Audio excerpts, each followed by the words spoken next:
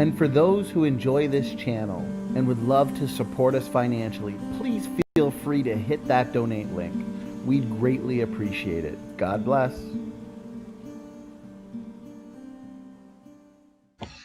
Awesome. Looks like we are live. That's right, gentlemen.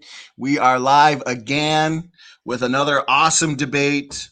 Tonight we are debating Christian morality versus secular morality. So a lot to look forward to. We've got Praise I Am That I Am and Snake Was Right. So I want to thank both these gentlemen for giving us their time tonight for this very, very important debate.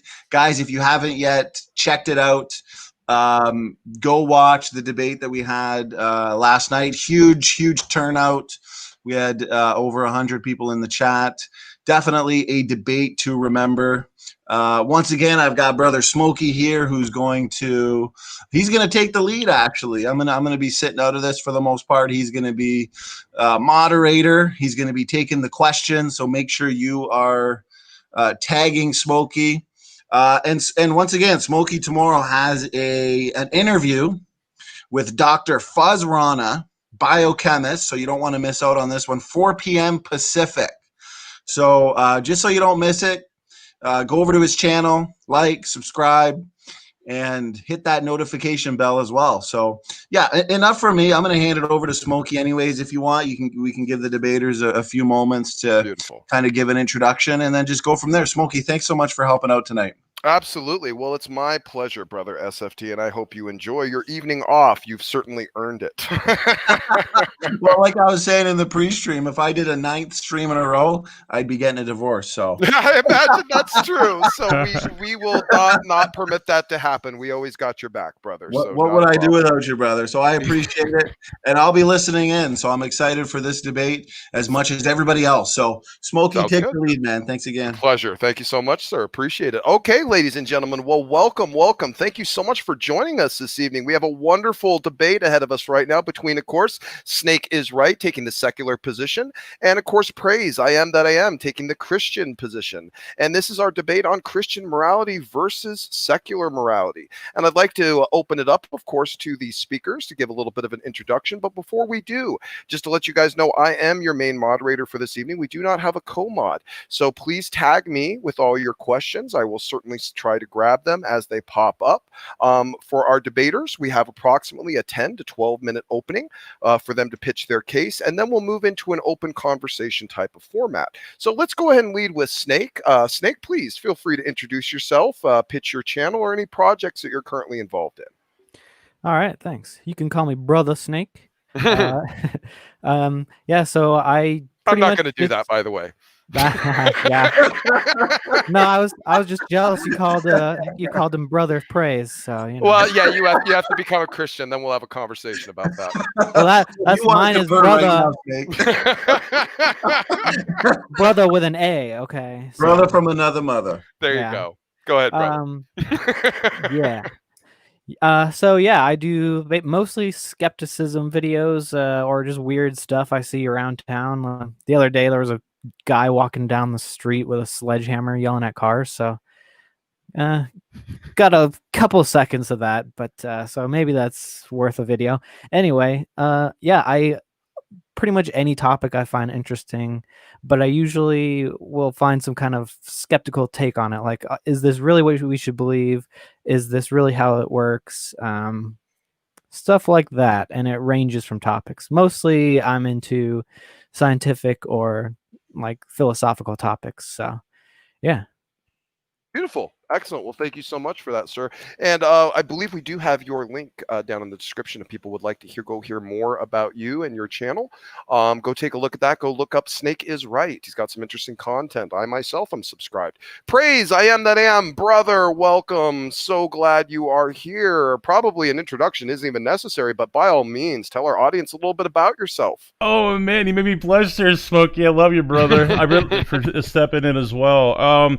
Yeah, my channel has been around for a couple years. I just try to defend the faith, what we call apologetics.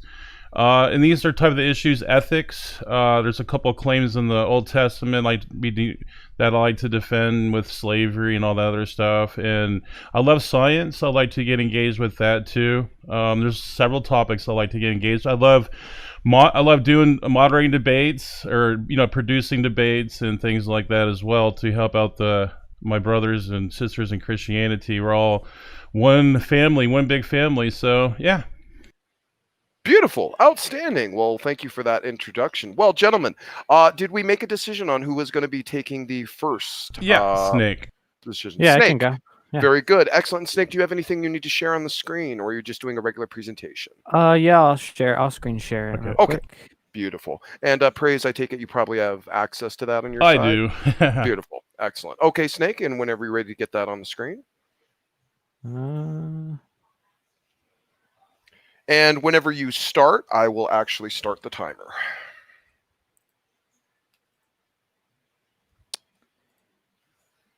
One more second.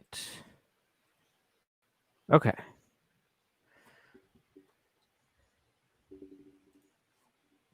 All right, we're good to go. Okay, so I guess I'll start off by saying criticizing moral subjectivism because I am a moral objectivist. Because otherwise there's actually nothing to say about morality. So moral subjectivism or moral relativism says that raping and not raping are both equally valid. So this seems inherently flawed and self-contradictory. So it would be like saying 2 + 2 = 4 and also not 4, which surprisingly some people are trying to argue. It's now trending on Twitter. But as in argumentation ethics, this can be easily demonstrated. So if you argue against objective morality, then you're invoking some kind of objective standard or ethic that says it's wrong to do so. So there has to be some basis of truth in a moral statement, because arguing against... No, Snake, I think you cut out there. Are you still there? Here, no worries. I'll pretend to be Snake. Okay, so where were we? Did I cut out again? Yeah, you cut there out you there. Okay, you're back. You're back. Dang Go it, ahead. I was good for 20 minutes. Yeah, no, you're good. Okay. Where did I leave off? You need to go back about 10 seconds. Something about 2 + 2 = 4 and not 4. I want to demonstrate this with argumentation ethics. So if you argue against objective morality, then you have to invoke some kind of objective standard or ethic that says it's wrong to have morals. So there has to be some kind of basis in truth in a moral statement, because arguing against morality would be saying that it's true that you ought not have morality. So the question is, how do we measure this? I'm basically here to critique divine command theory. So many theists would say that the basis of morality is the character of God. But this is just kind of a roundabout way of saying that the opinion of God is what is good. But this still doesn't answer the question of why God's opinion is good. So at best, this is just the subjective opinion of God, or it's an unfinished equation. So you still need to fill in why his opinion is good. So it would just be special pleading because he has more might. But as we know, might does not make right. So this kind of reasoning always ends with basic divine command theory, which is deeply flawed. And I think that you guys would recognize this because you try to circumvent this by saying, okay, there's the Euthyphro dilemma, but there's actually a third way to answer it. It's not, is God good because he's good, or is God good because he's God? It's, he's good because his nature is good. And I'm going to try and show that that's actually just the same thing as saying he's good because he's God. So yeah, and I'm here to critique that, and not that what I'm going to present is necessarily in conflict with that. It's just that it's an unfinished piece of the puzzle without some kind of rational justification for morality. So either God is good. Well, I've already gone over that. Merely just being God does not justify the opinions of God. He needs something rational to justify those opinions, or he is by definition irrational. And I don't think anyone would want to call their God irrational. So we can test this by asking if any opinion of God would be true, but God cannot make untrue things true or irrational things rational. So God's opinions must comport with reality in a sense, or with rationality. So if God agrees that torturing a baby for fun is bad, why does he believe this? Is it justified simply because he doesn't like it? Is there a reason he doesn't like it? Or is this just a random opinion he holds? I think a maximally good God, or a rational God, which is what I think we would agree you need to have, would have reasoning behind this stance. If it just happens to offend him for no reason, or because it's his divine property, this is just an argument from might makes right. There's still no justification behind it. So he doesn't like it, so it's bad, is just a subjective argument and not objective morality. It might be bad and he might dislike it, but there's something more to this equation that we need to figure out. So his opinion and preferences do not hold special meanings.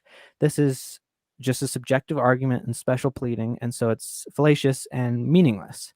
Doesn't necessarily mean that he's wrong. It just means that how we get there is not justified yet. So again, I like to bring up argumentation ethics as a good demonstration of this, by the mere fact that my opponent would be trying to make arguments here.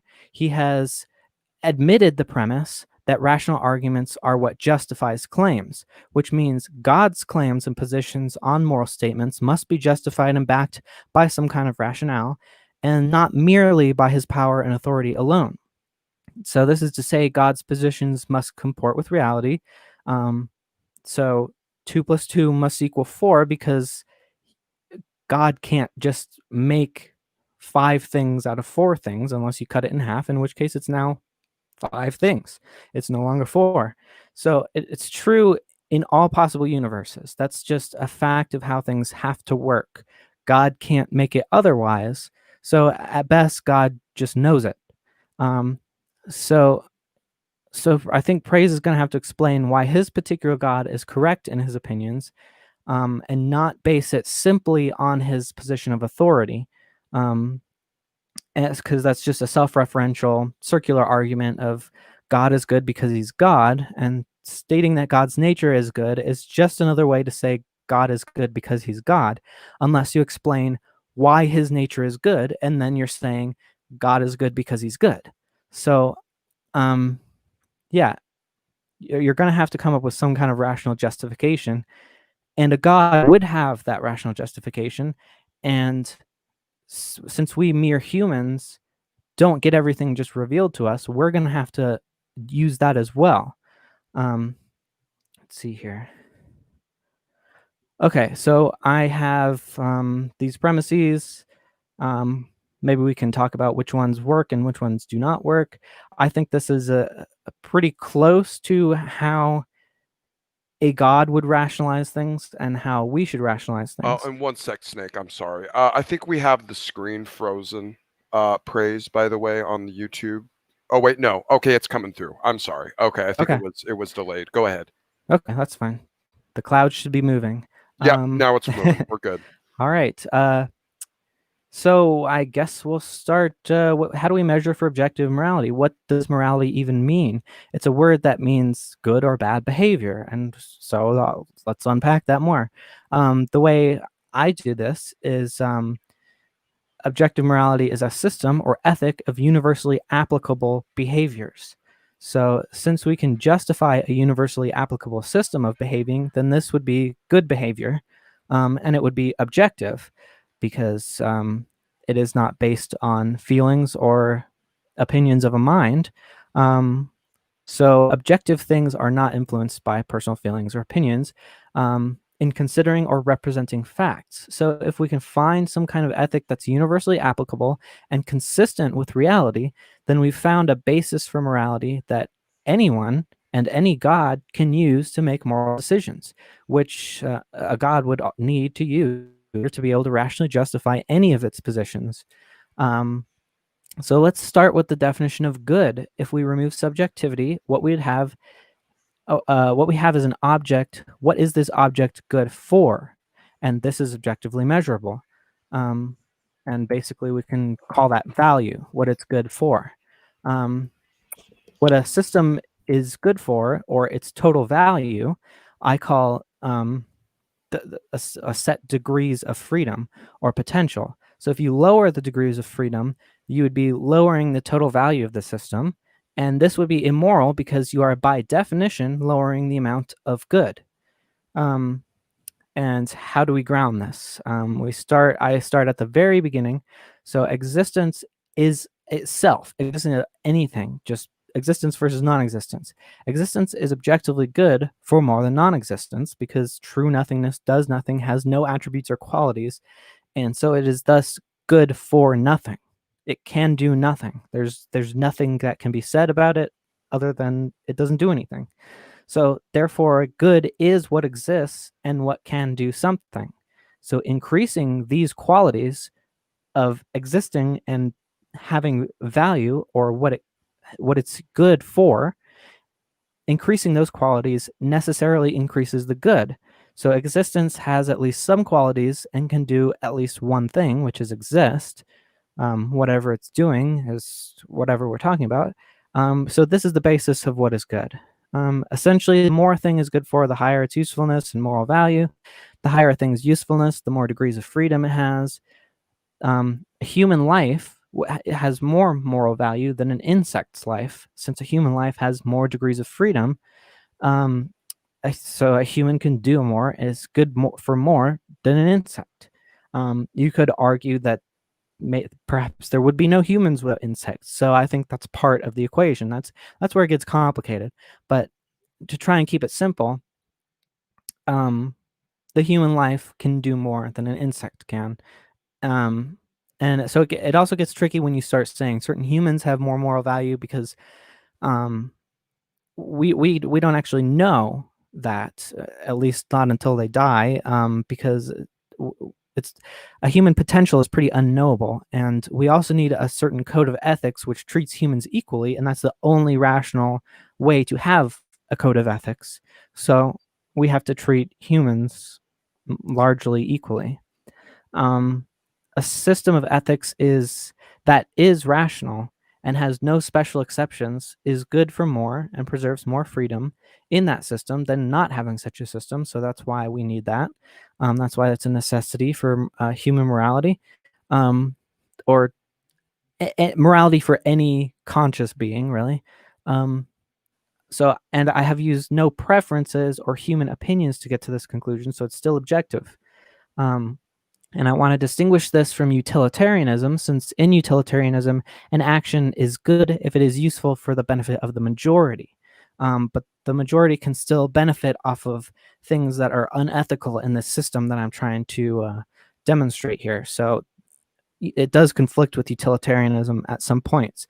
So like slavery or genocide could have utility to the majority, but it is unethical for my metric. So my metric is how much the usefulness of a thing contributes to the total amount of degrees of freedom in the system. And so naturally, if you decrease freedom, that is contradicting it. That's not as consistent in utilitarianism. So again, what a thing does is objective. So none of this. By the way, Snake, you hit the 12-minute mark, so you might want to start trying to wrap it up. Yeah, we can go into examples when we start the discussion. Okay. Yeah, I just want to maybe put forth this example real quick. So imagine if we come across some remote population of hominids that happen to survive till modern day, like living fossils, or we were to bring back some to life, Jurassic Park style. How would theists objectively determine, using scripture, how each of these groups should be treated, since they can't even agree on what a human is? I've shown that there are big Christians who disagree on this. They'd need to use reason, and that's all we have anyway. We can't just sit around waiting for revelation. Okay. Thank you. Okay. All right. Thank you so much. All right. Praise, brother. How are you doing? I'm good. I'm excited to get going here, and I'll Excellent. Get a sharing real quick. Go ahead and get your go ahead and get the screen reorganized, and I will start the time whenever you are ready. Do you guys see that?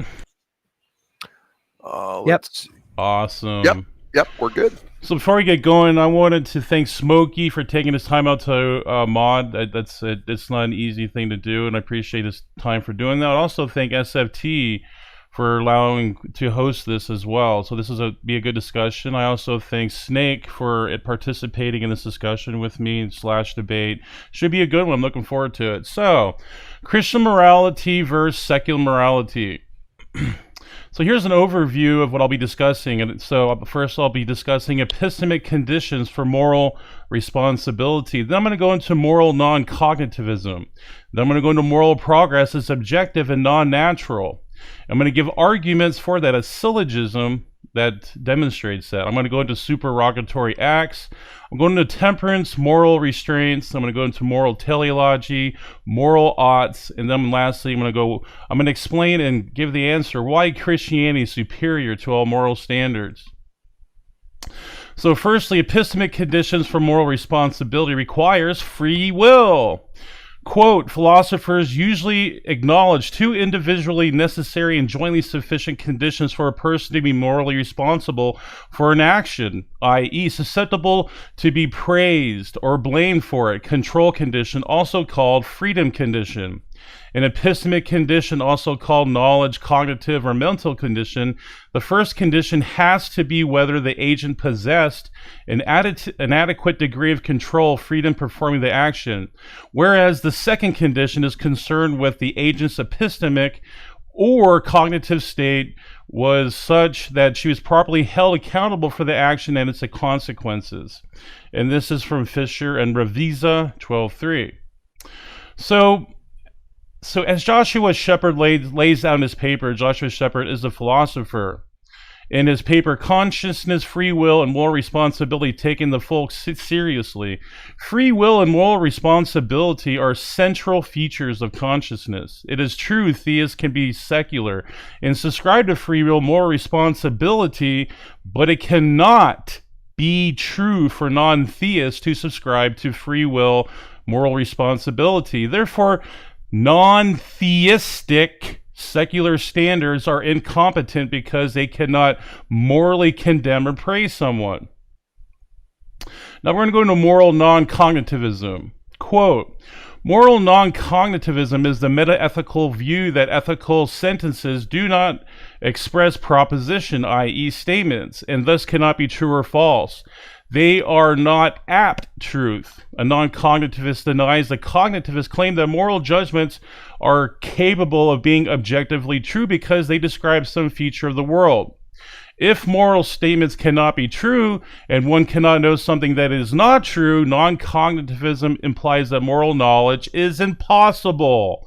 This is Richard T. Gardner and Bernard Rosen. So here's my question. How can a non-theist claim truth or falsity regarding any moral propositions? It is patently impossible for non-theists to claim truth or falsity regarding moral propositions because there is no object of truth or falsity to draw upon.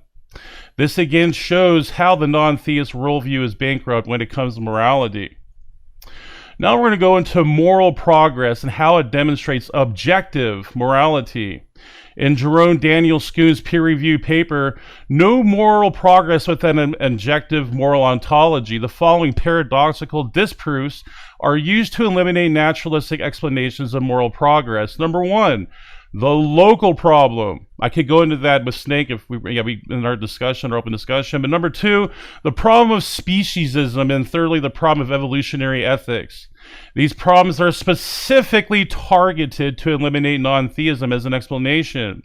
As he explains in his paper, this argument not only has 4 premises and 2 conclusions, but is also a deductive argument, thus showing the premises are likely true. This argument is showing next. So this is the syllogism, let's call it that. The argument for a non-natural objective moral standard. The following is the syllogism provided in Jerome Daniel Schoon's paper. Premise 1. If there is objective moral progress, then an objective moral standard exists. Premise 2, if an objective moral standard exists, then it's either natural or non-natural. Premise 3, nothing natural can function as an objective moral standard. Conclusion 1, if there is objective moral progress, then a non-natural objective moral standard exists. Premise 4, there is objective moral progress. Conclusion 2, a non-natural objective moral standard exists. Now I'm going to go into supererogatory acts. Supererogatory, the word supererogatory comes from the Latin supererogatio. This is what it's defined as: payment beyond what is needed or asked, from the super beyond. And erogare, to pay out, expend itself, from ex, out, and rogare, to ask, is the performance of more than is asked for, the action of doing more than duty requires. In ethics, an act is supererogatory if it is good, but not morally required to be done. It refers to an act that is more than necessary when another course of action involving less would be acceptable action. It differs from a duty, which is an act wrong to do, not to do, and from acts morally neutral. Supererogation may be considered as performing above and beyond a normative course of duty to further benefits and functionality. This is from Encyclopedia, 26th, 11th edition. So supererogatory acts transcend evolutionary paradigm because the evolutionary process only deals with what benefits a species for survival. Hence, supererogatory acts are anti-ethical with evolution because they are detrimental to the species, the survival of the species. However, Christianity is predicated on supererogatory acts because the founder of Christianity, Jesus, gave his life for all people, including his enemies. Hence, Christianity is necessarily superior to secular ethics by convention. Now I'm going to go into temperance, moral restraints. Temperance is one of the 6 virtues in positive psychology classification, including wisdom, courage, humanity, justice, and transcendence. This is quoted by Christopher Peterson, 2004. Temperance is generally characterized as the control over excess and expressed through characteristics such as chastity, modesty, humility, self-regulation, hospitality, decorum, abstinence, forgiveness, and mercy. Each of these involves restraining an excess of some impulse, or such as sexual desire, vanity, or anger. Several biblical passages focus on temperance. For example, 2 Peter 1:6, Galatians 5:23. The Greek word engratia expresses self-mastery, self-restraint, and self-control and continence. The question is, what moral framework can non-theists draw from where moral traits and virtues are prescribed universally or even relevant? The only paradigms where moral virtues like these are relevant are in Christianity, Buddhism, and Hinduism. So I'm going to go now into more moral teleology, the moral oughts. This is a quote before I go to it. Moral teleology stems from the Greek telos, end, aim, goal, and logos, meaning explanation or reason, or finality is a reason or explanation for something as a function of its end, purpose, or goal. Someone may be called a good person if people have an inherent purpose. Many ethical systems appeal to such a purpose. This is true in some forms of moral realism, which states that something can be wrong even if every thinking person believes otherwise. The idea of a brute fact about morality, this is the idea that it conveys. The ethical realist might suggest that humans were created for a purpose, example, to serve God, especially if they are an ethical non-naturalist. This is Alistair McIntyre. And there's the citation, study moral philosophy, blah, blah, blah. So Christians can amalgamate ethical imperatives, moral oughts, with moral teleology because they go hand in hand as an image bearer of God. Not only do we have intrinsic knowledge of what's right and wrong through our conscience, but morality has objective purpose and meaning behind it. In fact, that's why secular morality is dangerous and baseless, because it is absent of any non-arbitrary, prescriptive, or teleological ethics. Non-theists can tell us descriptive aspects of morality, but they cannot substantiate any basis for moral ontology, what ought to be. If morality was merely descriptive, that would be like saying rocks are moral. And now, the very last part in conclusion, why Christianity is superior to all moral standards. Here's a summation of why Christianity is superior to secular morality and all other moral standards. Number one, moral responsibility cannot be assumed without a creator who endowed people with autonomy to choose right or wrong intrinsically. However, only the biblical account covers this in detail. Romans 2:14 through 15, Genesis, many other passages go into that. Only Christianity can ascribe all moral truths to an actual embodiment rather than a mysterious and esoteric abstract entity. John 14:6. Number three, only Christianity is recognized for truly demonstrating moral progress by abolishing slavery. Only Christianity is credited with that. Number four, the founder of Christianity, who is Jesus Christ, is the only God to exhibit supererogatory acts by dying an excruciating death for his enemies, and his teachings, which includes love your enemies, reject yourself, etc. These all signify supererogatory acts. Jesus is the exemplar of all supererogatory acts in virtue ethics. And number five, only Christianity provides a sufficient source of moral imperatives, moral oughts, and teleology. This can be ascertained through the Imago Dei theology found in the Bible. As image bearers, we have God's moral law written in our hearts. We are then able to discern what we ought to do and understand our ultimate purpose as image bearers. And with that, I'm going to yield my time. Beautiful. Praise. Thank you so much, brother. 11 minutes. Outstanding. Well Wow, played. perfect. Good job. I figured you'd like to know the time. I know you always do. we like to look good at that sometimes. Yes. Well, gentlemen, thank you so much. I will let you kind of get the audience. Everyone in the chat, all 46 people here, please smash that like button. Give some support to the community and to the SFT channel and everything that we're trying to do to open up the lines of communication between different worldviews and our competing cultures. So please, folks, please remember to smash that like button. Well, with that, gentlemen, thank you so much for those wonderful openings. Let's go ahead and lead off into open conversation. Praise, since you left off, I suppose it's probably fair to offer Snake the first opportunity of statement and or question. Absolutely. So please, gentlemen, take it away. Yeah, so in your syllogism, I have to say that premise 3 is false, where you say nothing natural can function as an objective moral standard. As I've demonstrated through my opening, you can have an objective standard, and I don't think that you have actually given us any objective standard. You've just said it's God, but as I've already demonstrated, God still needs to have some kind of rational justification for his standard. So yeah, and I'd like to respond to that by saying that's a straw man argument. No, we're not saying God didn't. I gave several indicators are symptoms of God being the object. But I gave acceptable arguments that lead to God being the object. So, I mean, I would like to actually discuss. You said that you debunked them. Well, I would like to actually push back and see. I would like for you to demonstrate how that was debunked. Okay, I did that by so I can do that by asking you a simple question. Is it possible for God to say that torturing babies for fun is okay? I think it's a loaded question there with the word it's impossible. What do you mean by that? Can you elaborate on that?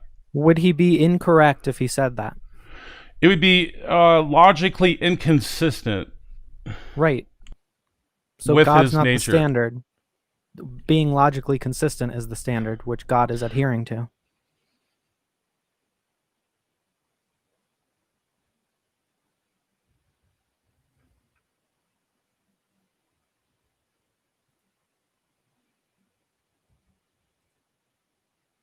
Are you there? Oops, I was on mute. I'm sorry. Yeah, no, he's logically consistent with his nature. So you forgot to leave the last part out. No, but why? So why is his nature against torturing babies? That's what he is. He consists. It's just random. There's no reason. No, he consists of moral. He's a perfect being, and he's a maximal being. We can find this ontological arguments, several other philosophical arguments that validate that he has a perfect moral nature. Yeah, so there's certain rules to that, and that would be logical consistency, right? Well, that's another thing too that I would say that the logical rules emanate from himself as well. So I would say logic is part of his being as well, not just logic, but also morality. But morality has to be based in logic, or else you're going to have moral statements that are incoherent. I think you're making that into a false dilemma. I don't think they are. I don't think they're distinct. I think they work together. I think they are married together. They go hand in hand. One is part of the other. I disagree there. Yeah, so they're not distinct entities. Like, well, here's one part of God that is logic, and here's another part of God that's ethic or morals. I mean, no, that they work together. They comprise his being. They encapsulate his being. Yeah, but what I'm saying is there's a reason why his being or his nature is in a certain way. It's not just random. There's a reason for it, and we can also reason to those same reasons because they are logically consistent. We have access to that same basis of morality that God is using. If God has any will in what his nature is that way because it makes sense. You said we have access to that. What do you mean by that? We can use reason. So you're saying reason necessitates morality? Yeah. So reason alone can necessitate morality.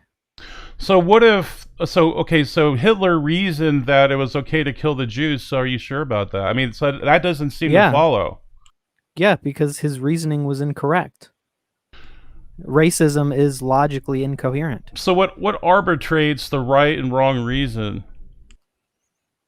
If it's logically, well, if it doesn't make any sense, if it's self-contradictory, then that's a bad reason, aka not a reason at all. If it's just like math. If the equation doesn't work, then it's bad. If it works, then it's good.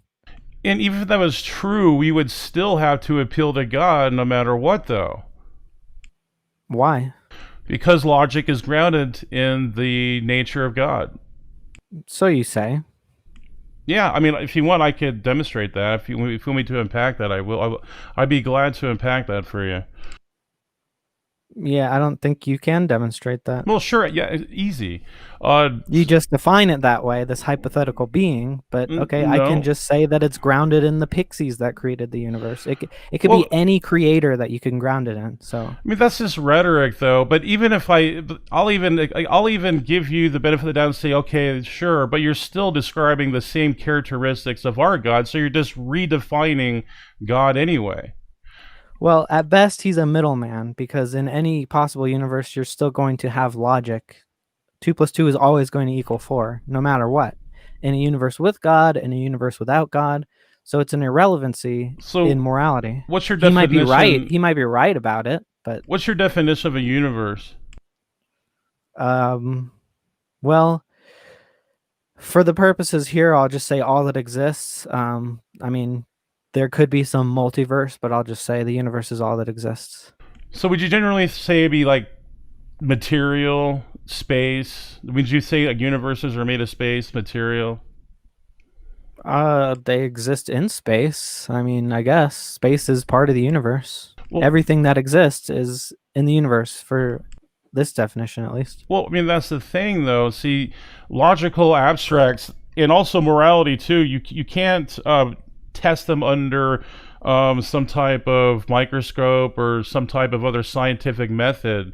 They actually transcend any universe because that's what universes are made of. They're physical. But according to you, universes are material, naturalistic.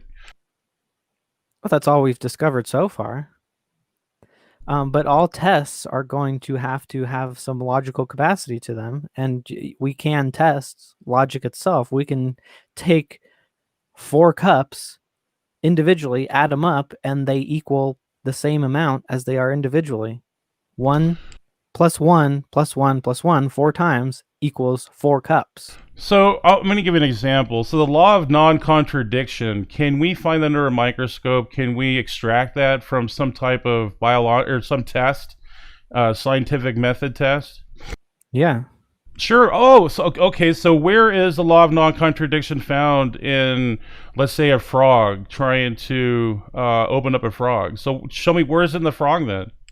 So if you open up a frog, it does not have a nuclear reactor in it. No, I'm saying the frog is the frog. It is not the nuclear reactor, and vice versa. No, my question is, where is the law of non-contradiction? Where is its physical existence at? I don't know. It's not like a rule set in the universe. It might be in some computer hosting the matrix, but then that matrix has to exist in a universe that has some kind of rational physical laws of some kind. It doesn't exist in a location, probably. So you're saying it's spaceless, timeless, and immaterial. It might not be timeless. Well, so okay, where in time can we find the law of non-contradiction then? Everywhere. So okay, so at 9:30, then so 10 billion years ago so you're saying that the law of non-contradiction was contingent on the beginning of the universe. I would like for you to demonstrate that. Show me how time would kill the tautology of the law of non-contradiction. But I also want go ahead. Yeah, if all time exists at one point, like I don't know what dimension that is, 7 or 8, something like that, then everything is simultaneously one thing, and all states of all matter exist at once. So the law of non-contradiction, I guess, would apply in that the universe is and it is not nothingness, but all things within that universe that you can unpack in time are actually all in the same state outside of time. Okay, so my point is, even if I grant that, you can't find time under a microscope. You're not going to find time as a material anyway. It's it's a hypothetical thing that we try to explain of but something in reality. We can still observe it and use it to make predictions. Really? So What's the texture of time? It doesn't have to have a texture to observe something. Okay. So I'll put it this way. So if a blind person or a deaf person, are they automatically illogical then? They don't believe in time? No, but I'm asking about the law. So the laws of logic and time. So I'm saying that you said they're physical. We can observe them, or observe time. But where? Okay, so where? Okay. What does this? What does it look like? What does time look like? If you say if it's observable, well, what does it look like? I mean, you don't know how to tell time? Well, we have a clock, but that doesn't represent time itself. That's just like, computer.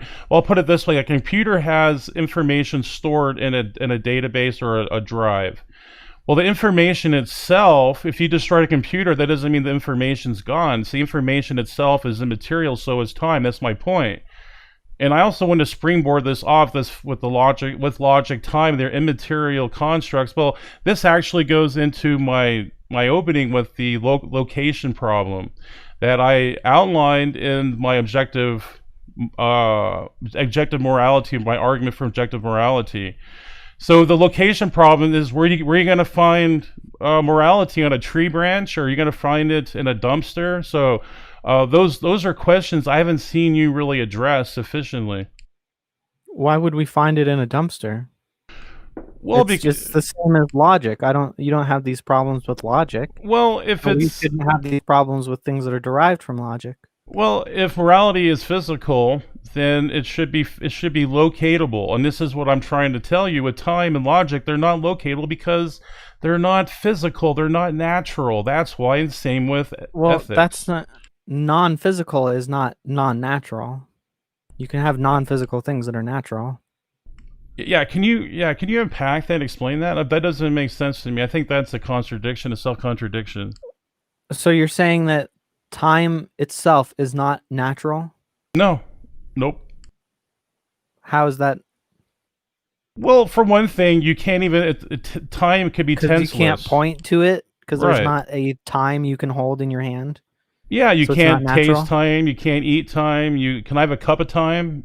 Why is that your definition of natural?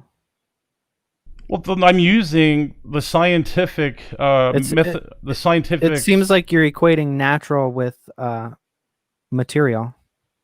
Mm-hmm. Yeah, that's what natural is material, physical. Time is universally considered until now, apparently, to be a natural thing. Well, I mean, it's good for. I mean, that's awesome, and that doesn't make it true, though. I mean, if a bunch of people said something that the moon was made out of cheese, does that make it true? No, and so that doesn't really mean much. Yeah, so there can be non-material things that are natural. Well, no, you're assuming that, but you haven't grounded that or demonstrated that. Well, it doesn't really matter what we call it. Just time existing doesn't entail a god.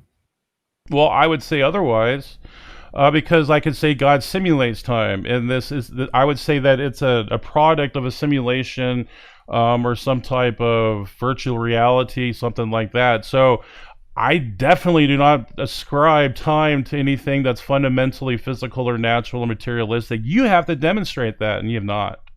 Well, I think you need to demonstrate that God does that. It seems like you're just declaring it. Sure. I can give you citations for this, that the universe is made from quantum information. Quantum information doesn't have texture. Can I have a cup of quantum information? That's immaterial too. See, actually, the things that we don't see are actually fundamental, and this is what I'm saying. I mean, scientific theories establish time as a physical thing. It's part of space-time. So, I mean, I think we can move on from there. Sure. So you also said that I cannot morally condemn or praise someone, and I think that that's false too, because I can basically what I'm saying is a praise or condemnation is correct or incorrect. I can say something is incorrect without having a God to base things on. It doesn't even matter if we have free will. Something can be incorrect or correct in that system, and we still have that objective moral standard, which is the same standard that your God would use, which is rational justification. But you said that you can justify something praising or blaming something without free will. Can you demonstrate that's possible? Because aren't you appealing to your own autonomy to make that claim? So if you have no autonomy, then there is no you in the first place. Like, what does that even mean when you have no free will?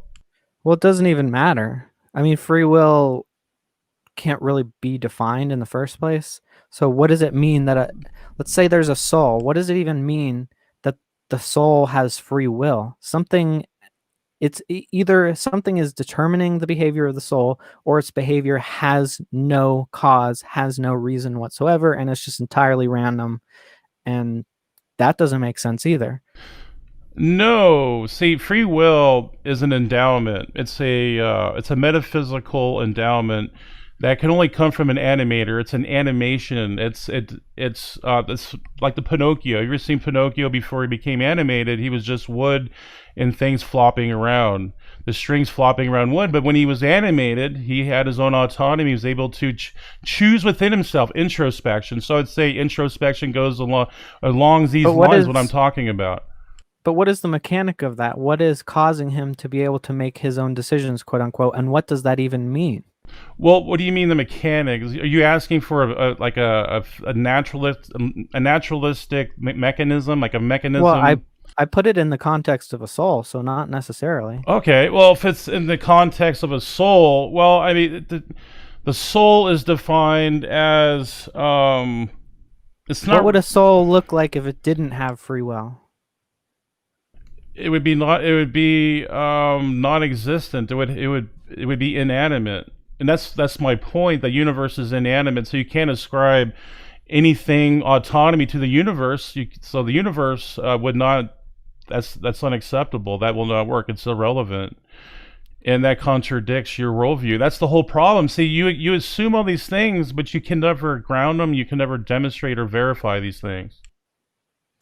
I don't think you get any closer by saying it was a god.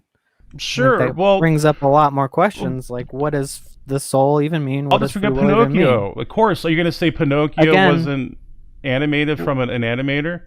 Well, again, where are his thoughts coming from? Within himself. So Pinocchio, let's say he wants to go smoke and drink. Why? Because within himself, within himself, he determined that he has self-governance. Why? Well, God gave him. Why did he determine that? But why did he determine? There could be a number of factors. How would I know? I'm not a mind reader. But see, that's like psychology. Well, it's hypothetical. I mean, you can. Well, I mean, I would appeal to psychology. Make up whatever you want, but it's gonna have a reason, right? Sure, but that is kind of irrelevant to what we're talking about, though. Everything has a cause. Everything has a reason. Really? So the universe. So. Even our thoughts, or else isn't that an infinite regress? So everything has a cause of a cause of a cause. So wouldn't that be just an infinite regress? So I say no to that. I would disagree with that. So the thoughts just come from nowhere for no reason and have no. I never said that. So everyone has an essence. If they're not caused, then they're just random thoughts. No, see, God gave the gift, an endowment for a person to think within. Now, asking me how. Means. Well, it means self-governance. What does that mean? That means that they can think within themselves and introspect within their soul, the way how God made them, with their personhood. I'll say personhood. So that seems like they have an awareness of something, and that is causing them to ruminate about it. Sure. Okay. So I just don't understand what is meant by free will, since every thought is caused by an awareness of something else. Well, it's an ability to choose or make a decision on something and do the and to choose otherwise. So the ability to choose otherwise, I think, perfectly explains free will. Yeah, well, then that speaks fine for compatibilism, right? No, because that's still, I think, a figment of imagination. I still think that's to me, it's a fabrication. Well, whatever you're going to choose, you don't just roll the dice, and even then, the dice Never said that. is determined by how it's thrown and how the gravity pulls on it. So if it seems like if you're going to make a decision, it's not just randomly going to go either way. You're making it for reasons. If you choose to go out and drink, you're doing it because, well, I don't know. In the case of Pinocchio, he's doing it because he had no self-control and he desired that. Yeah, there you go. You just answered desire.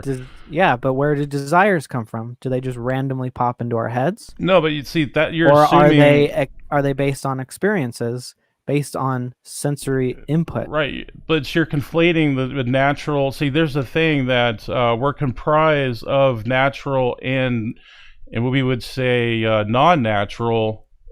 Like we're comprised of these elements that are part, you can say, spiritual. Like we have a soul and a spirit. The spirit is the what we would say the I forget what the exact definition. I think they call it the car or something of our beliefs, emotions, or something like that. I forget the exact definition, but it's the seat. It's the seat of our emotions, car, of our thoughts, emotions, and things like that. But it seems like every thought is caused by a sensory input or an awareness of something. Well, no, that's without a conscience. See, God wrote His law in our hearts, what is right and wrong. So we know intrinsically what is right and wrong. We have knowledge of that written into our being. Except for people who think that they're doing the right thing, but are actually doing the wrong thing. Which is all of us at some point. Sure, but they do have a conscience, though. They have knowledge of what's right and wrong. Even if they violate that and defy that, it still doesn't negate that God wrote His moral law in their spirit or their souls, whatever, in their body. So you're claiming that someone who rapes and murders for fun, really they feel guilty about it, even though they express to say they don't feel guilty. No, I never said that. No, I never said that either. You can defile, you can your conscience. You can. The Bible goes through this all over the place. You even says you can sear with a hot iron. There's all sorts of things you can you can make your conscience useless, where it makes it dead, where you don't even recognize, and harden your conscience where you don't even recognize what's right and wrong anymore. Why would you do that unless you didn't recognize it in the first place? No, it's because you're rebelling, or whoever does that would be rebelling against their conscience. Why would they do that if their conscience was telling them not to? That's what we call evil. They enjoy evil, whoever's doing that. That's the whole point, that evil does bring pleasure for a season, but in the end it's destruction and death and hell. And that's why we prescribe people not to do that. That still doesn't explain people who do the wrong thing but think it's the right thing. Well, no, but see, if you read Ephesians, I think it's 7:29, it says, God made man be upright. They know what's right and wrong, but eventually they steer off of that, and they venture off into things within themselves. They want to try to contradict their conscience and test it or defile it eventually, because they keep doing it over and over. They get pleasure out of it. But not necessarily. Someone could martyr themselves for something that's wrong. Sure, yeah, but they know intrinsically. They know, and so I guess they could be brainwashed too. So there's all these different elements that can come into to brainwash someone, to deceive someone. This is why the devil's called the great deceiver, because he can do that. He's deceived the world into a lot of the world into other false religions, to atheism. So I would say that's the devil's work. It seems like you're just trying to answer these things with more and more questions. Okay. No, I'm answering this from my paradigm. I'm not answering from a naturalistic paradigm. And if we are born knowing what the devil's work is, why would we go with that? it's pleasurable. If a lot of people have said that, that it's fun sinning. Sinning's fun. But Why do you that's not think the example colleges I do give. it all? But that's not what I'm talking about. I'm talking about someone who's working hard and sacrificing for something that is wrong, Like, yeah. that they get no pleasure from, but that you claim they know is wrong. Well, give me an example. Are you talking like Islam? Is that what you're trying to refer to as like a suicide bomber? Is that what you're trying to refer to or whatever? I mean, that might be a good example. Yeah. So I guess my explanation was that they're brainwashed. Or someone like the IRA committing terrorism for their Catholic religion. Right, and see, they would be contradicting what they're supposed to be referring to the Bible. The Bible never says that. Romans 12 actually says to not take vengeance upon anyone. Like God is our avenger, and he says defeat evil with good. And so there's all sorts of things God has laid out and prescribed in the Word of God for us not to do upon ourselves. So no, I would say that's irrelevant. But I still don't think that you've explained what good is, unless you use rational justification. So I would say good is the revelation of God. So we can't figure anything out without the revelation of God. We can't figure out why it's wrong to rape and murder without it being revealed to us. We can't just reason to that position. Well, no, not only that. I also say that we have His moral law in our heart. We have a conscience to appeal to. Is this right or wrong? Like I have a gut instinct that that's probably not a good thing to rape and kill a baby or something. Whatever you want to do. Well, that's not good enough. We have reasons, not just I have a gut feeling. We can articulate the reasoning why this doesn't make sense. No, it's just you just don't reason yourself to not do something immoral. No, it's also intrinsic. So are you denying that morality is intrinsic? What do you mean? I would say that intuitional. Are you saying that there's nothing intuitional about morality? I think intuitions can be right, but intuitions need to be checked with reason. They're not right because they're intuitions. Well, what would you check your reasoning with? Well, reason. Like the laws of logic. So you check your intuitions with reason. Okay, then I ask. And we check reason based on like experiments with the world. We've figured out like these basic laws of logic, at least. Isn't that begging the question? Because reason decides what reason is. To me, that's what you're trying to explain there. Well, not really, because I mean, people have tried to disprove reason before, and the thing is that you need reason to do that. So we know reason exists. So is reason have physical? To figure out how it works. Is reason physical? Not in the sense of our bodies, I don't think. It's the laws of reason we have are just descriptions of how the physical world works. Really? So reason just computes in your mind. This is what I get out of it. Like it's just computing what's your mind, what's right and wrong. But what checks how do you check the descriptive process? What makes the descriptive process right? Well, we build a model and then we check that model against what we observe in reality. You don't see that circular? Like you're just appealing to the same thing to verify what you're trying to demonstrate. How do you do it? You just presuppose a god and just call it a day? Because you agree with that, whatever god you pick? Well, number one, no, we have to ground things. This is why I like presup. This is going to trigger people. I like presup because it comes down to what are the preconditions of intelligibility? Reason. You need preconditions for that. And it looks like it's not going to be a physical framework or naturalist. The universe isn't going to tell you what's reason or what the preconditions of intelligibility are.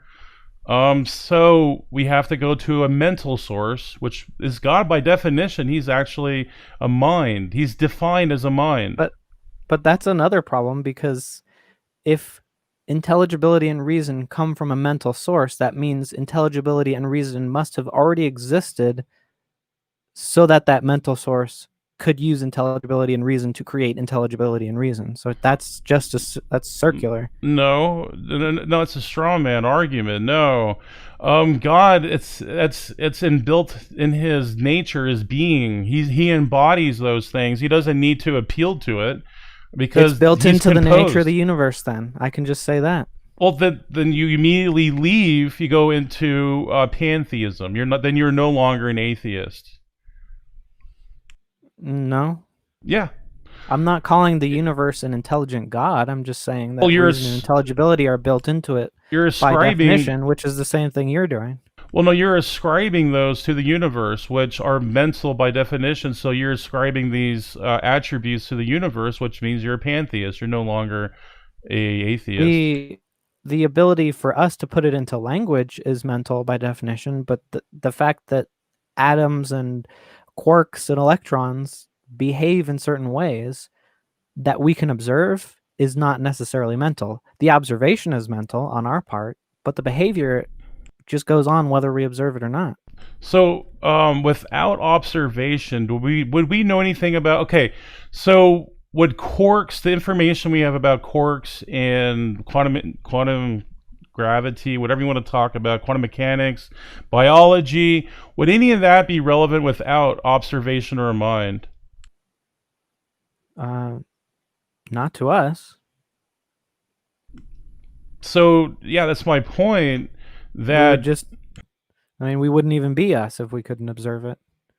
So, without observation, how do you know any of this is true or that has any truth value to it? This goes into non-cognitivism when I brought my presentation.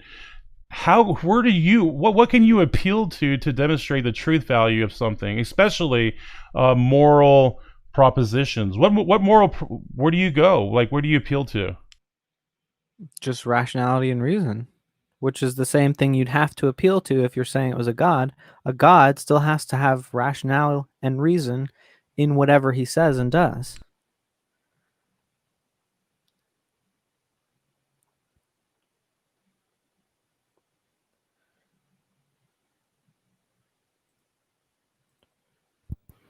Praise. I think you might have been muted there again. Are you there? Yes, I was muted. My fault. Okay, there you go. I keep on doing that. So what I'm asking is, well, you're just describing a concept like rationality and reason. Those are just principles. What is that grounded in? Can you tell me you would have to appeal to something because you say it exists. I mean, that's just a description of something or a concept. So what is it you ground that in? Well, the fact everything pretty much can be grounded in the law of non-contradiction, which, as far as I can tell, doesn't really need a grounding because a thing is what it is and not what it isn't. So if something exists, it just is what it is.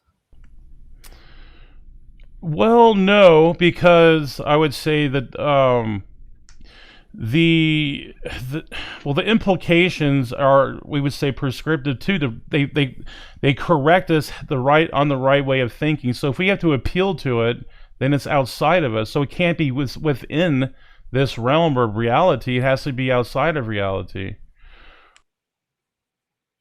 Well, wouldn't that just be part of reality if it was true? Well, no, it'd be See, then we wouldn't need to appeal to it. Then the law of non-contradiction, whatever you want to go, even the other two, there's like three other ones. I think it's the law of identity, whatever. If you have to appeal to those, then that means it transcends reality. It transcends us. Why wouldn't it just be a part of reality? So something that's not real creates things that are real? That doesn't make sense. What do you mean by that? If it's outside of reality, then it's not real. Well, no, I said it. Well, yeah, I guess I probably could explain it better. I said transcends reality. It doesn't mean it can be in reality, but yet also transcended. It's not subject to reality, but it's also part of reality. Okay. It definitely transcends us, Mm-hmm. but I think that what we're talking about creates reality or defines reality. Well, that's a great point. So, but let's look at the characteristics of like laws of logic. They're non-physical. They are timeless, and they're even they have absolute truth value. The truth of something, like let's say something cannot be A and B at the same time. There's nothing in time or space or material that's going to change that. Even if you go to Mars, that'll still be true. And so there's nothing, it's universal.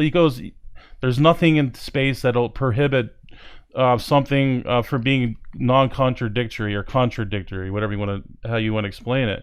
Then there's other ones too, but I want to get back into actually morality though too. And this is my point, though, that there is no place you can find morality. Yeah, I mean, these are things I outlined in my presentation, so I don't see you addressing these sufficiently, man. I mean, I think you're just trying to dismiss these and hand wave them away, and I don't see you effectively addressing these.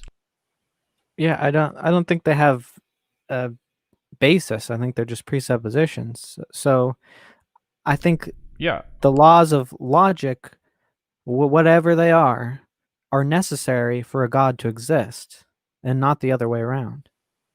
God cannot exist if he is irrational, and that's why you say he's not irrational. So, but rationality can exist without a God. No, it can't.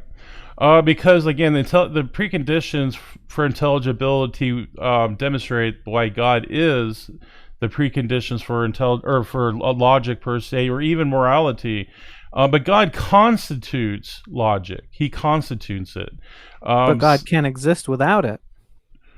Well, no. That's again, you're separating him out and making a false dilemma there. No, that's just part of his being. It's not like he's not subject to him. You keep on trying to make him distinct and separate him, and no, they go together. And in your definition, but we have no idea if that definition is necessarily the only thing. There could be other creators that don't have a mind that have intelligibility built into it. Well, what's the best inference to the explanation, or what's the best explanation to the inference, whatever I forget how you say it. It's inference or explanation.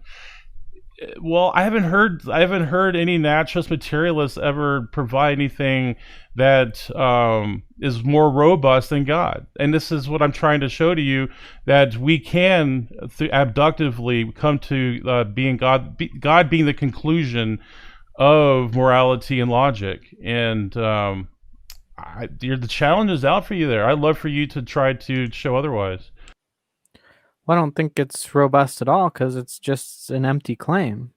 And again, like, you can say that it's part of God, but if it wasn't part of God, he wouldn't be God at all. No, that's also a caricature. No, but see, again, you're trying to make them distinct again.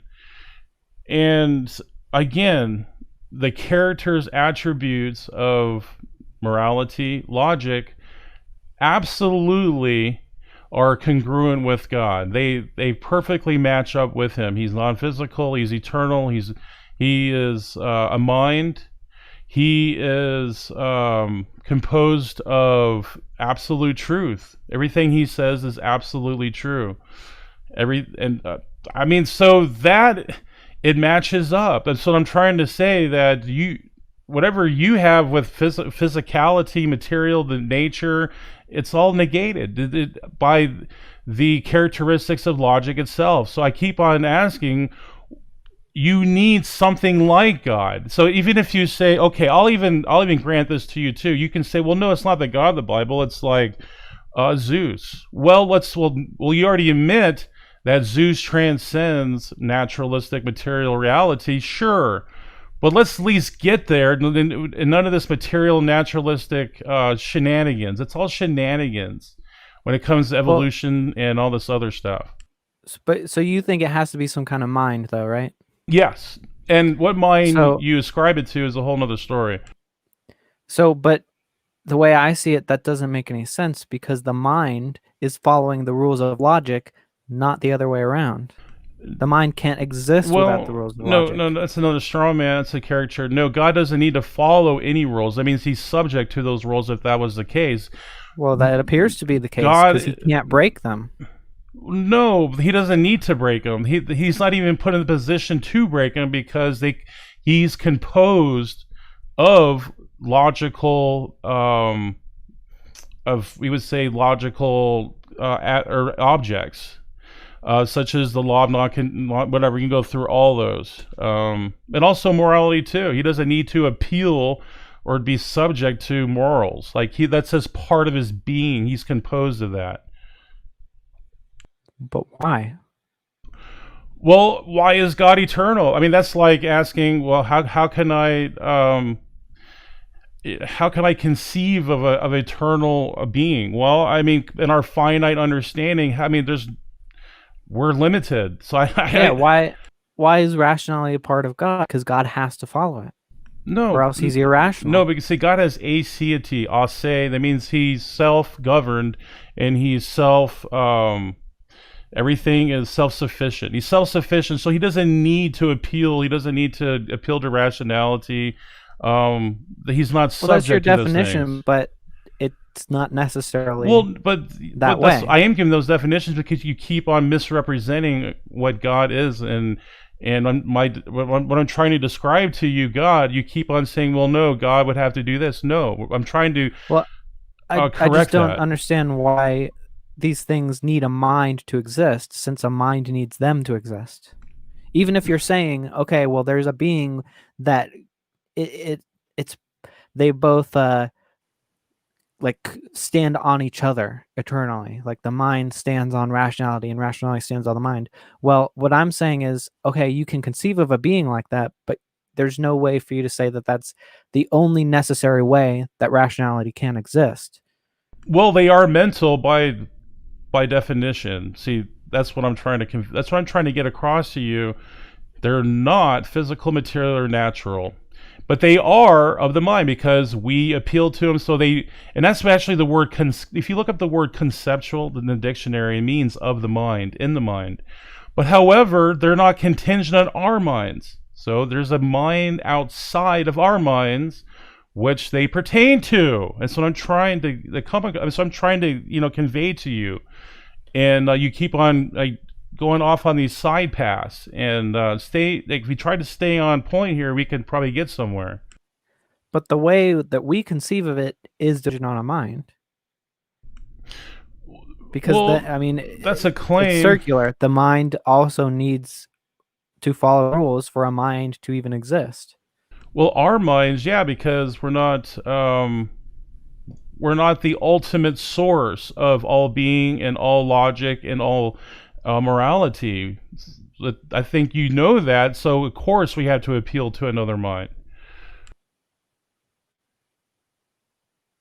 Well, I don't need to appeal to a mind at all. Well, because there must be something that is allowing this God to exist, to have rational thought. And so, again, you keep on misrepresenting. That just has to God. Something has to exist. He necessarily exists. He's a necessary being, and logic actually demonstrates that. We can come to that conclusion through logic, because logic necessarily exists as well. It's not logic. It had no point of existence. It's there. It's true no matter what. It's a tautology. So truth is not dependent on time. It's not dependent on space, and it's not dependent on material. So already that demonstrates that God necessarily exists, and these are just features of himself, and they emanate from him. And so, but to be objective, it needs to be independent of a mind. So God's mind may be correct about these things, but that those parts of God that are correct because they're in accordance with these things that he cannot change, that are just true regardless in any type of universe. Yeah. So you said that they're mind independent, right? But we're talking about human minds. We're not talking about a metaphysical primary mind. That's what I'm trying to. So it's a non-dependent mind. So that's how we. But That's that's God. just That is God special by pleading. definition. Well, no. Well, even logic demonstrates that's the case. I don't. It's not special pleading because we have logic to verify that. Well, special pleading is a logical fallacy. Yeah, I know, but what I'm trying to say, logic itself demonstrates that God is an eternal mind. I mean, I keep on going over him this. that way. You can define anything. Well, logic defines them that way. The laws of logic, they're, again, non-physical, spaceless, timeless. They're absolutely true. They're a tautology. They're not dependent on anything physical, material, or time. So, I mean, I just keep going over and over with you, but you keep on veering off and just rehashing the same stuff. Well, gentlemen, let's maybe we've taken ourselves into probably around the 45-minute mark or so, a little bit more. So maybe let's try to move our conversation to kind of more of our closing statements for our wrap up, and then we'll be able to move into our question and answer period. And we collected a whole bunch of wonderful questions to engage you guys with, and of course you'll have the chance for a little bit more back and forth with those as well. So let's go ahead and take an opportunity to make our statements a little bit more in our closing format. Snake, would you like to go first? Sure. So, yeah, I guess what I'm kind of getting at is, like when you go about criticizing these other gods, like the Greek gods or Moloch or Baal, what you're doing is you're pointing out that their actions are immoral. And if you're trying to say, okay, well, our God is more moral than that because look at how immoral these other gods are, you can't use your God just as a standard to say that they're immoral, because you could do that to any god. You could just pick Moloch and say, okay, well, these other gods are not consistent with Moloch, so they're evil. So you have to have some way outside that each god can be held to, an objective standard that you can measure up each god to. And assuming your god, just for the sake of argument, is the closest or matches up perfectly with this objective standard, we can go, okay, so this god is making the fewest mistakes or is not making any mistakes while the others are making mistakes. But if you just pick out and presuppose one god just is the standard of being rational and making no mistakes and is always correct, you can do that with any god or any creator or basically anything that you label as transcendent. So basically, if an action is bad and the god is right about it, the god has reasons that define his nature that he is not determining on some wishy-washy free will basis. It is determined by a hard set rationality which cannot change, which is not itself is not conscious. It is just a set of rules that a conscious mind could understand. So when you're saying that God's nature is the basis for morality, that it really doesn't answer the question.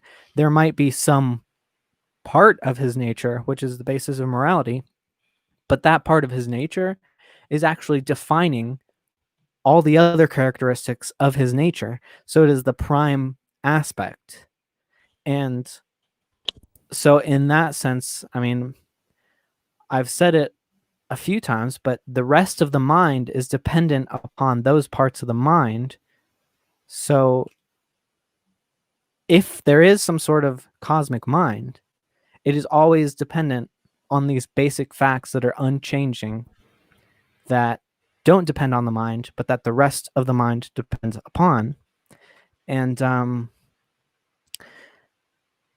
I guess maybe I can address a couple of things that you stated in your opening. So I think you criticized something about that I was just using descriptive language and not prescriptive language, and I had a short little part about.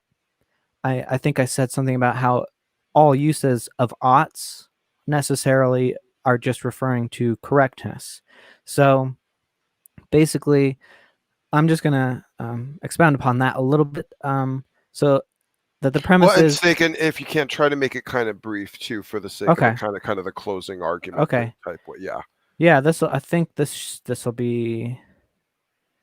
I mean, feel free. We'll give Praise equal opportunity, as much time as he wants to respond, but just for the sake of clarity, for him being able to respond, with all of your points, coherently. So just try to keep it with a level of brevity. Yeah. Okay. So basically, the premise is the word ought indicates obligation or correctness, and the other premise is that an obligation also indicates correctness. So all you're saying with an ought is that you're saying this is the correct thing to do. So unpacking that, an obligation is the condition of being morally, legally, or contractually bound.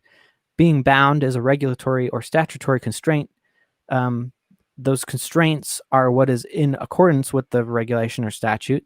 And these constraints can or cannot be in accordance with logic. And so therefore, there are correct obligations and incorrect obligations. And therefore, there are correct ways of acting and incorrect ways of acting. So whenever you say you ought to do this or you ought not to do this, what you're actually saying is X. If you're saying X ought to be Y way, that means Y is the correct way for X to be. So, and I think that so that's where we can get prescriptive justifications. And then just to touch on a couple quick points, supererogatory acts under this system, the secular system, would be accounted for by increasing freedom, and then duties are just to avoid decreasing freedom. So, and then so temperance also exists in evolution, but it also exists in logic, because there are extremes that can, of course, decrease freedom. And so, yeah, I'll just conclude by saying God's nature is constrained by this thing that we call logic.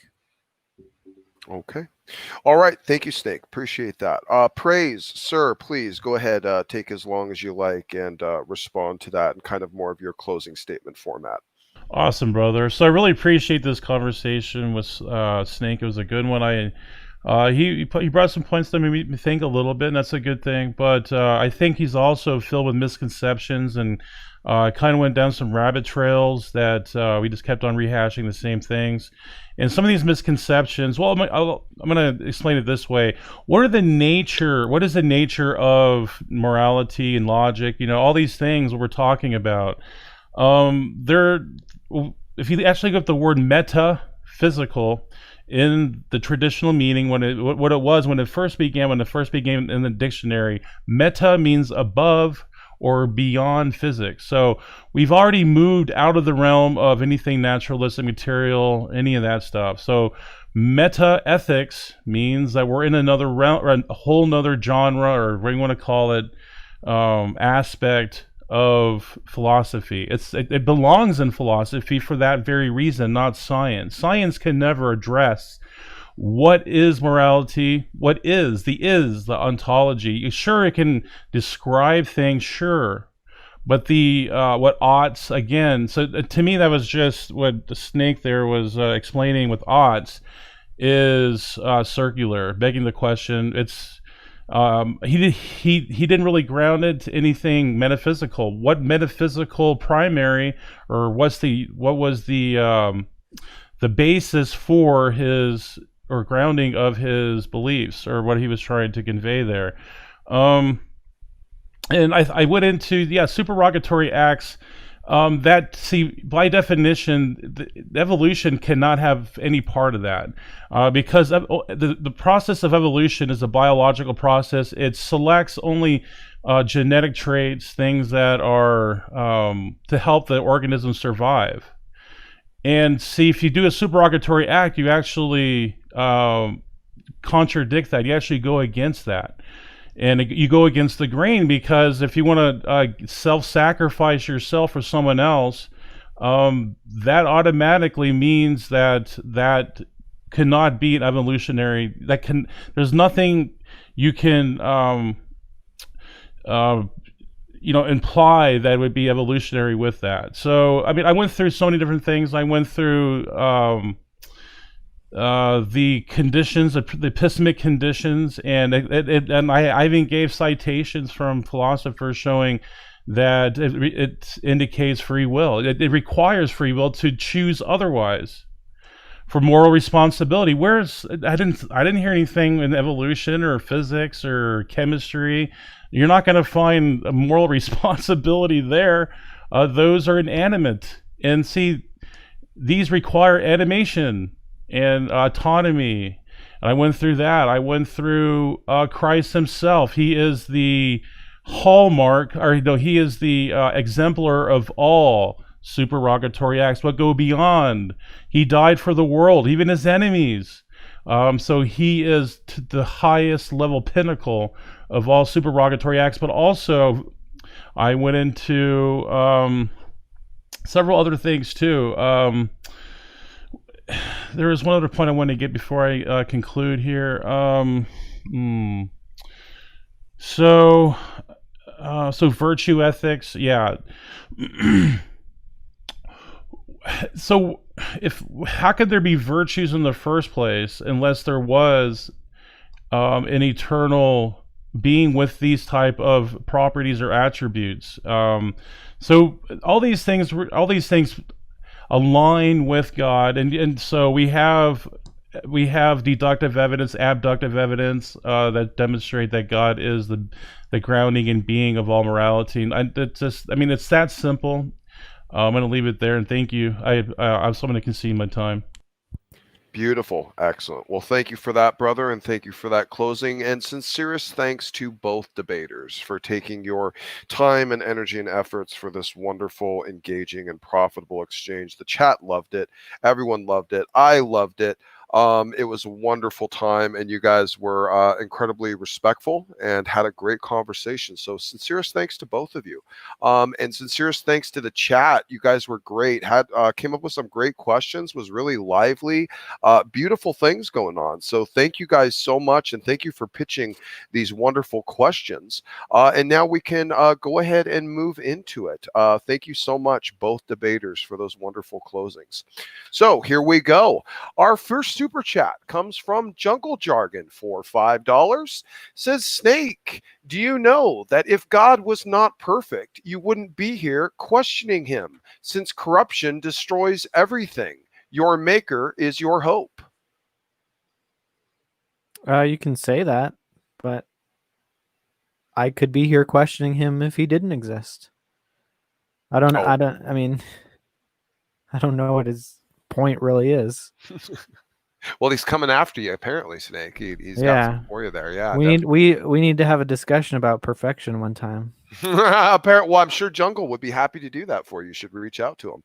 Yeah. Next super chat. Hey, can I respond real quick, Smokey? To that? Oh yeah, no. And by the way, guys, absolutely, don't let me cut it off. If there's an opportunity for a little bit of back and forth there, by all means, go right ahead. Please go ahead, Praise. Yeah, actually, C.S. Lewis, he talked about that exact what Jungle was talking about. He said, "How can you know something is wrong or crooked without having a straight line?" So. Thank you, Jungle. That's a great point. So I'm just gonna leave it there. Beautiful. Well, it is Snake's question, so let's let him get last word. Go ahead, Snake. If God is perfect and I'm here questioning him, then I think that it's perfectly fine to question God. Okay. Thank you very much, gentlemen. Appreciate that. And of course, our next super chat is from George Bond for $5. Says others can do it also. Share and give. Well, thank you so much, brother. And we appreciate the support to the channel. It's a wonderful blessing to have you guys that just throw that stuff out there just to show the love. Thank you so much. Next super chat is from Mitchell for $5. Says, Snake, do you objectively believe in engaging in war if it meant protecting your family? If so, why wouldn't that be the case when God is concerned?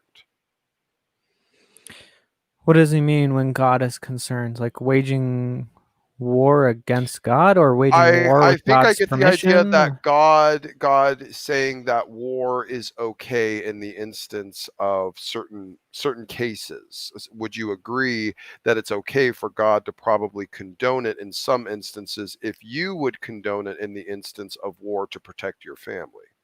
Yeah, well, I have some objections with some of the wars declared in the Bible. I don't think they're wars of self-defense, or defense of others necessarily, but Well, I understand, conceptually, but I think the yeah, question was more if they yeah, were, would yeah. If conceptually, yeah, it's perfectly possible. And yes, I think there are just wars. Um, it's justified under self-defense. I take the basically libertarian position where the defensive violence is fine. Aggressive violence is the immoral act. Okay. Thank you for that praise. Did you want to add anything? No, I'll go ahead and I can see that Okay. one. Beautiful. All right. Next super chat from Nightmare for $5 says, "Good job modding Smokey, and thanks to Praise and Snake for the good conversation." Well, thank you so much, brother. Appreciate that. We got a fan of all of us tonight, gentlemen. Here, How dare here. he? How dare he? How dare he? Indeed. I'm glad everyone's been enjoying it. Really, guys, they seem to have been having a great time. So you guys put on a wonderful show. Thank you for that. Next super chat from Christian Peasant for $5. Nice debate, guys. Cheers. So again, we got more fans. How about that? Thank you so much. Glad to hear it, man. This is what it's all Wonderful. about. Yep, absolutely. Wonderful support out there, guys. Thank you so much for that. And with that, we'll be able to move into the normal questions that I collected throughout the chat in the debate. Here we go.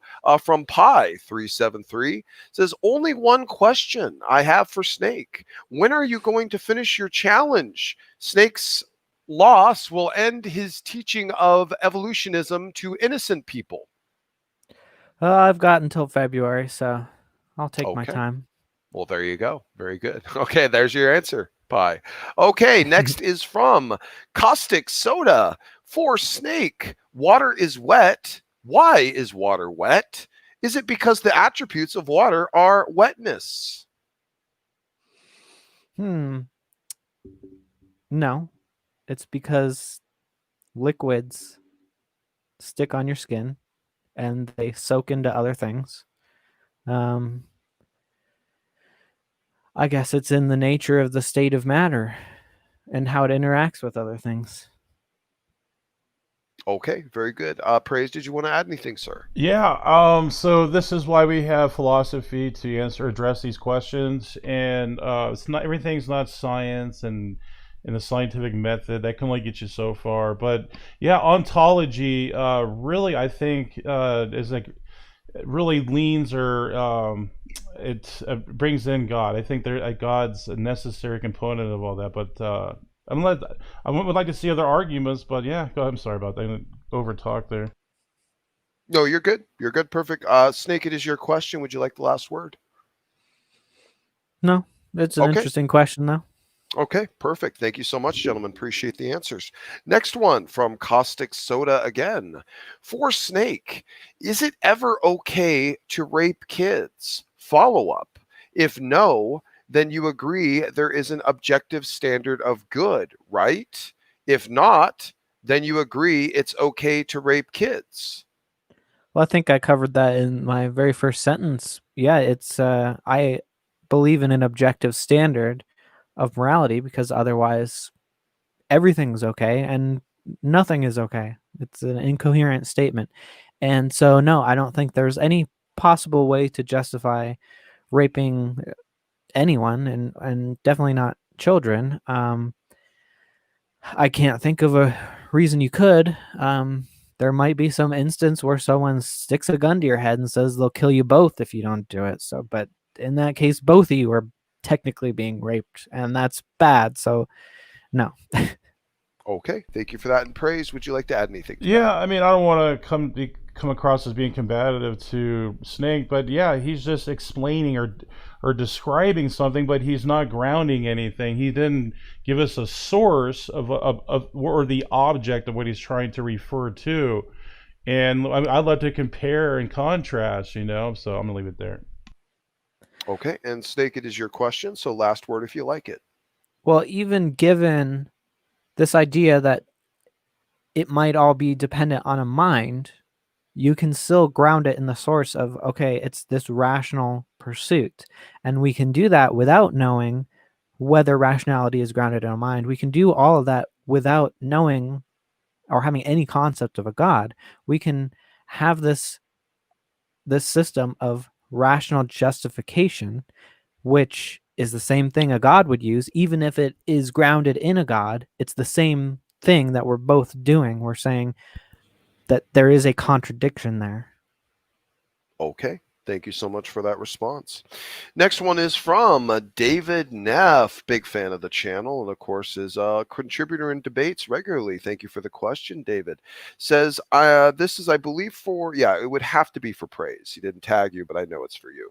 Says, I'm surprised you said earlier that the Christian worldview can account for abolishing slavery. Through and through, the Bible is a pro-slavery document. How do you defend this? Oh, there it is. There's the it always comes up with slavery. It always does. Yeah. I've done actually Smokey did a good stream on this. You can check his stream out with that. I've done it too. I think the problem is a lot of people don't understand ancient Near East culture. And scholarships out there, man. I have a whole book out there on this, and there's full of ancient Near East scholarship and the misconceptions of slavery by modern people today. So I think it's an issue with scholarships. I'll leave it there. Okay, very good. Snake, anything you wanted to add? Yeah, I mean, the problem is that the Bible is used to defend slavery in both the Old and New Testament. It was used by slave owners to defend slavery. And the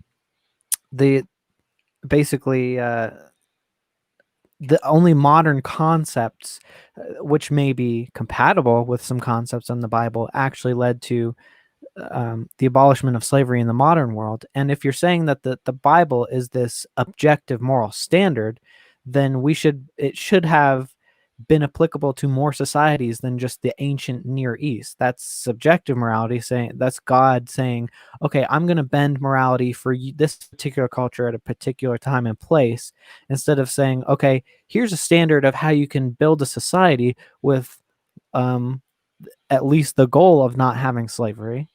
And it never explicitly says that slavery is wrong, and God should know of societies that are capable of not having that.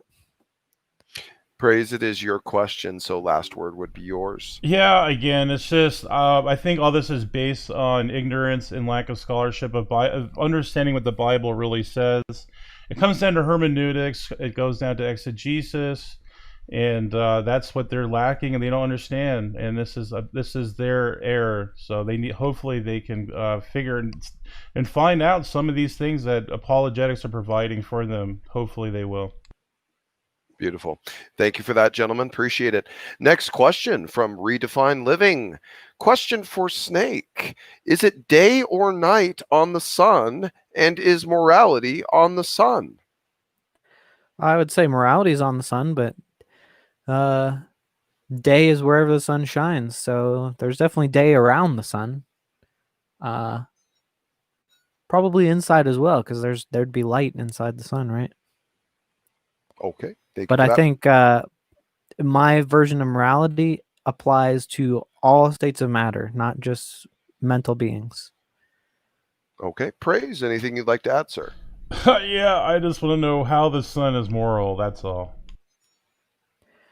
Well, it's at least a precondition for moral agents like minds, but if if morality is things that exist and things that are good at something and things that increase states of freedom, then a son would be a part of that. You would need any matter would be better by definition than no matter. And so it also can produce thinking minds, so it's good in that sense as well. Okay, beautiful. Well, thank you for that, gentlemen. Appreciate it. Next question from Mindbreaker 101. A question for Snake. God is the maximally great being. So how would we be able to reason as well as him? Well, I never claimed we could reason perfectly, but we can also reason. Okay, praise. Any response? Yeah, this is what I was trying to explain to Snake, is that God embodies all logic, morals, everything. So yeah, I mean, that's like, I keep on trying to bring that up, but it's just, I don't know, maybe you have to keep on bringing it up. I don't know. Okay, and Snake, it is your question, so final word is yours. Yeah, it's just that we would have the same basis in our reasoning as God would have. So even if we make errors, we still start with the same basis. Okay, excellent. Thank you so much. All right, next question is also again from Mindbreaker 101. Says a question for Snake. If reason and logic determines morality, is it wrong to commit a crime as long as it is logically sound and reasonable? Well, why would it be a crime if it's logically sound and reasonable? It might be like, okay, so you might have a crime where it's illegal to hide a Jew in your attic. So yeah, laws are not necessarily moral. And you can test laws for reason and rationality. And again, all of God's laws, all of his morals are going to have to be rationally justified. Okay, very good. And by the way, I will throw in a quick one because it just happened to pop up on the screen from Chris Keith, and it was following up from the previous question. Maybe you guys don't mind tackling it. He was asking this to you, Snake. How can the sun be immoral? If it didn't exist. Okay. Very good. All right. Thank you for that. Next question from David Neff again. Question for praise. If God is an all-knowing being and knows all future actions, how do we have free will? If God is all-knowing, then we must act in accordance to his knowledge.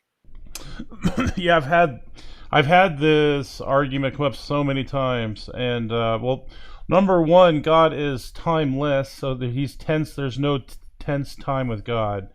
So we're in tense time. You can say that, or at least we, come to that conclusion. It seems that way, that we have tense time. But knowledge is not causal. Just because someone knows something doesn't mean it's going to be determined, or it's going to be forced or imposed on, or whatever you want to call it. So that's what we call a modal fallacy. Okay. Thank you for that. Appreciate it. Snake, any response from you? Yeah, I think there are certain problems with if God knows what's going to happen, he knows what the causes are going to be. And so if he sets up those causes, he knows that is necessarily going to cause what he knows. Okay. Beautiful. Praise, it is your question, so you can take last word if you like, sir. Yeah, I think there's just misconceptions about time, and maybe time is present tense. It's always present tense with God, so that's something to consider. Beautiful. Well, I actually also like that question, David. And if you want to come to one of my live show streams and pitch it to me, I will give you a wonderfully deep philosophical I'm gonna listen to that. So, yeah, by all means, come by and pitch that sometime during a live show, and we will unpack that happily. Next question from Gavin Hurleman. Question for both. We'll let you both chime in on it. The resurrection would have been easy to falsify by those who had the most to gain by Jesus' staying dead. So why was there no official refutation of Christ having risen? We'll go ahead and Why- let Snake answer first, if you like.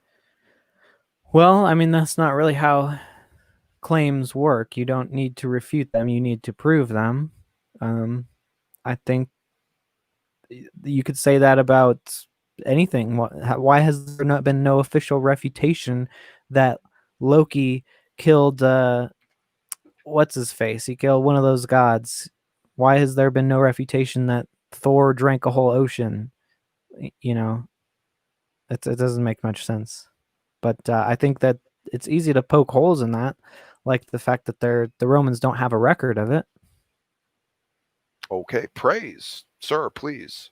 I'm sorry. Can you repeat that, man? Oh, I absolutely. hate doing that. No, it's fine. Not a problem. I have to do it frequently myself, usually after response as well.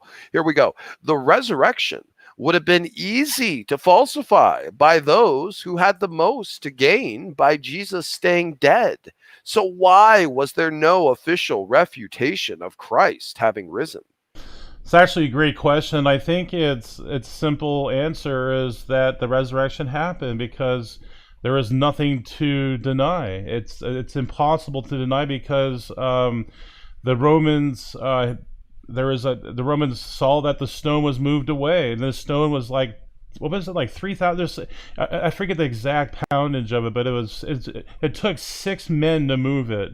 And so that just changed the Roman Empire and turned into a Christian empire later. It was that influential.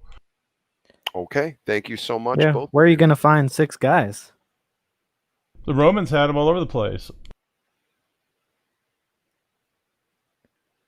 Okay, thank you, gentlemen. Next question from George Bond, and this is for Snake. Sam Harris says rape is natural. How would he feel if his mother, wife, or daughter were raped? There's a lot of immoral things that happen in nature, and I think Praise was kind of confusing some of the things I said with evolution, where there are a lot of immoral things about evolution. You might be able to argue that they're necessary evils if given evolution led to us, or that it's an absolute state of the universe. But yeah, there are immoral things in evolution, and in animals. They kill each other, they rape each other. But there's also moral things that come from evolution, which is love and sticking together, teamwork. Even temperance can be learned from evolution. But it's not because it's from nature, or because it's in evolution, or because it's successful in survival that it is moral. Those two things can be the same, or they can be at odds. So, yeah. Okay, Praise, would you like a response? Yeah, and I laid out, and I point out my presentation that evolution can only select genetic traits, not moral traits. So that is the mother of special. That is the king or the load of all special pleading. And yeah, let's leave it there. Okay, and Snake, of course, it is your question, so you can have last word if you like. Well, evolution certainly can select moral traits, but that's not what it's necessarily selecting. It is selecting for survival traits, but moral traits can be helpful for survival. So that's Okay. how it works. All right. Thank you for that, gentlemen. Appreciate it. Next question from the Synagogue. CJ, good brother, has a question here for Snake. Snake said, we deduce morality by virtue of our reasoning. How is it unreasonable or illogical to kill an enemy such as a political rival?